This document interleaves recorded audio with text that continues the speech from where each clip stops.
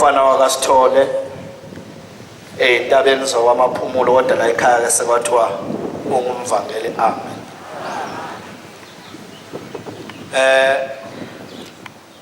Phansi kamuzi kababa entokozweni wakhe phekwentaba kuthiwa kaMashayinyoni, phansi kababa Mfundisi Makhaya. Amen.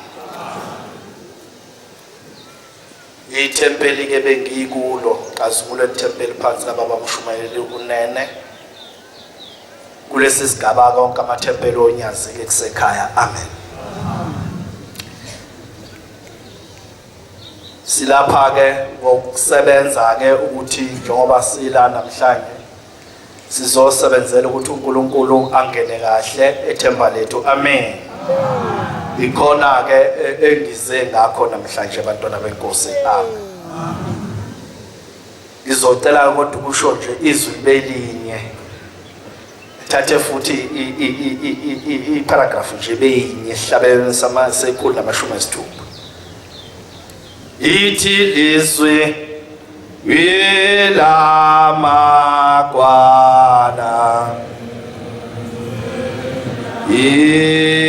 aya kwesaba ekupha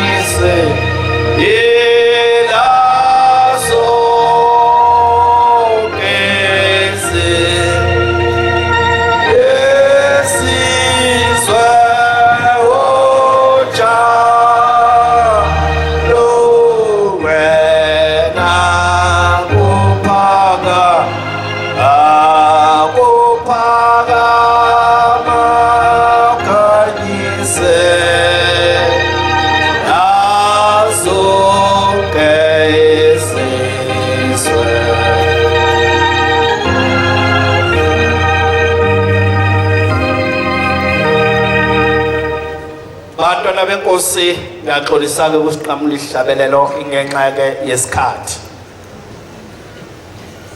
Ngicela ukusho ukuthi umsebenzi esize ngawo abantwana baNkulunkulu yona umsebenzi ke ongummeli wethu lokhu kukholwa. Amen.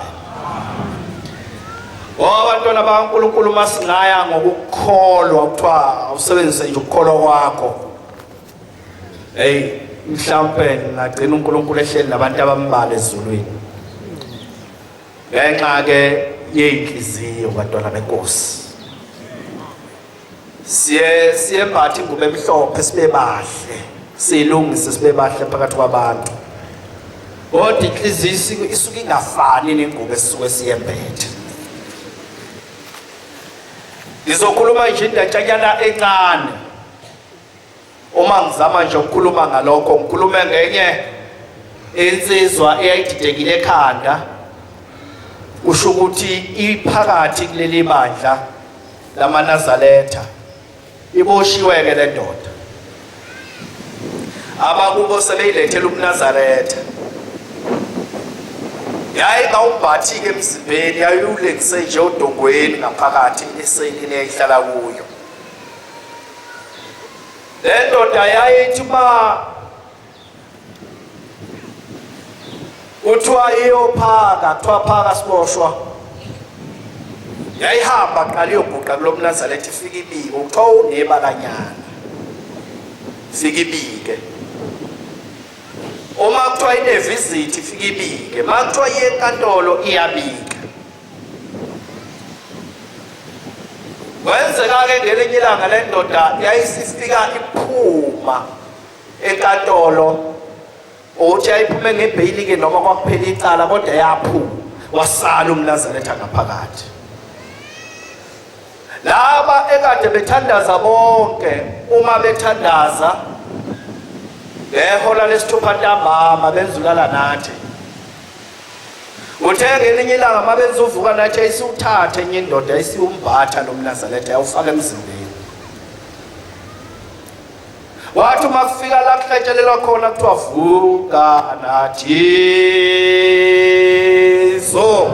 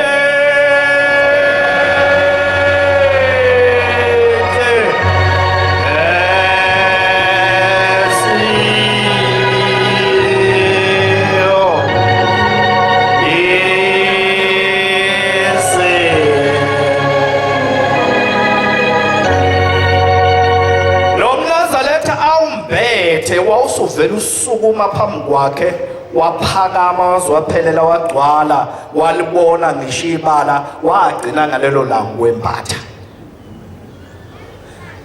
Enza manje ukuveza ukuthi njengoba ngithi ummeli wethu lesozama ungenzeka ukuthi kunemNazaretha egqokwa ngenkani engasathanda ukungena emzimbeni yabanye abantu.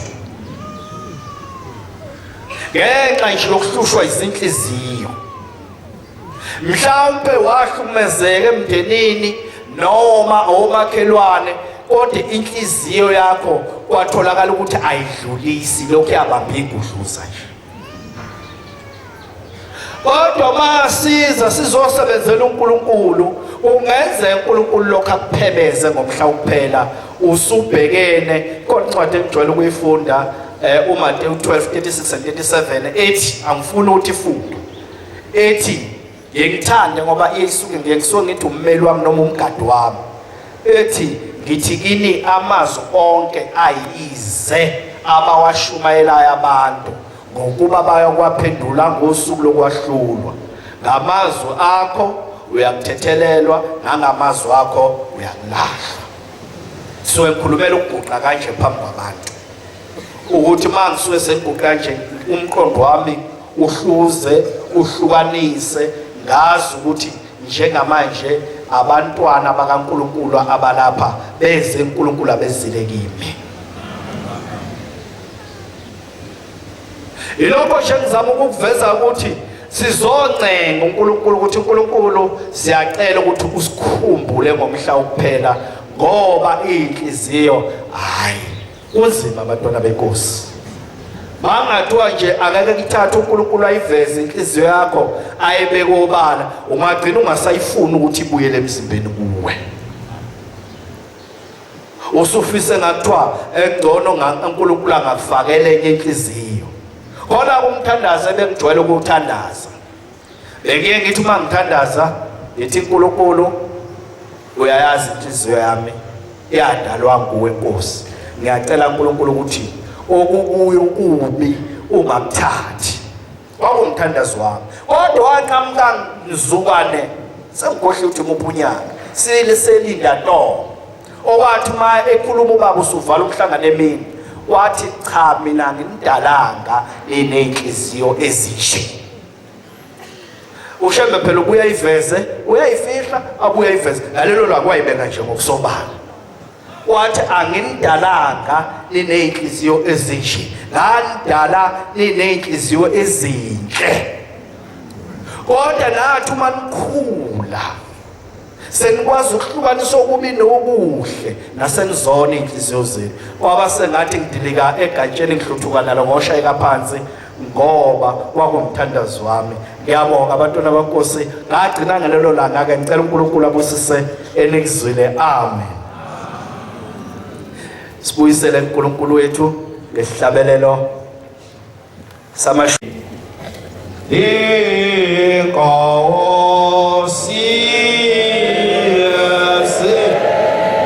ifikele kephe